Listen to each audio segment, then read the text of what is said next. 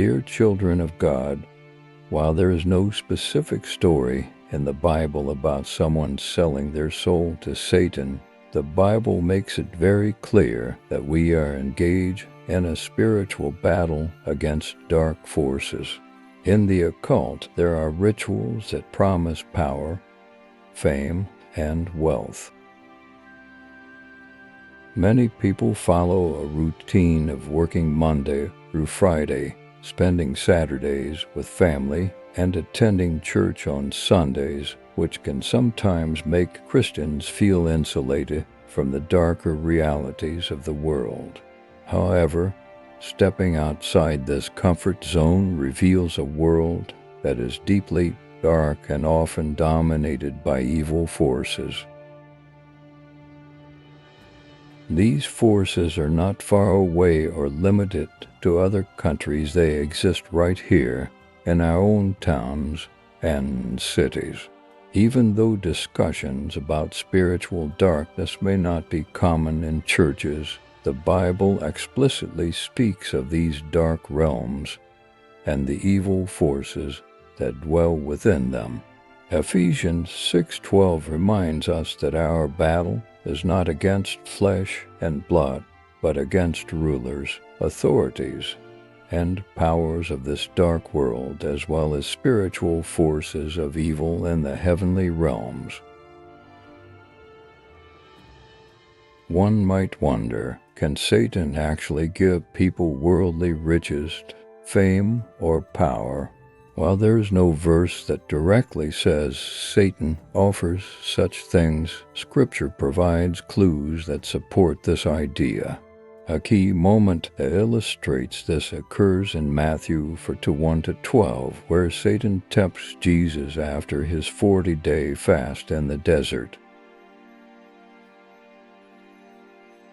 During the final temptation, Satan takes Jesus to a high mountain and shows him all the kingdoms of the world, offering them in exchange for worship. Jesus rebukes Satan with the words, "Worship the Lord your God and serve him only." Matthew 10. This scene is profound because it shows Satan offering worldly kingdoms and power as if he truly has control over them. And Jesus, though rejecting the offer, does not dispute Satan's ability to make such an offer, which suggests that Satan does indeed have some dominion over earthly kingdoms and can offer them to those who worship him. This idea is further supported in 2 Corinthians 2:4, where Satan is referred to as the god of this world, implying that he holds temporary authority over the earth and its systems. This is not merely a metaphor, but an acknowledgement of his influence. If Satan was willing to offer these things to Jesus, it stands to reason that he would make similar offers to other people offering fame, power, or wealth in exchange for worship or spiritual compromise. The Bible provides examples of individuals trading spiritual blessings for temporary earthly pleasures. For example, Esau sold his birthright to Jacob for a single meal, Genesis 25:29-34, symbolizing the exchange of eternal blessings for fleeting satisfaction. This same concept can be applied today when people, particularly celebrities, seem to trade their spiritual integrity for worldly success.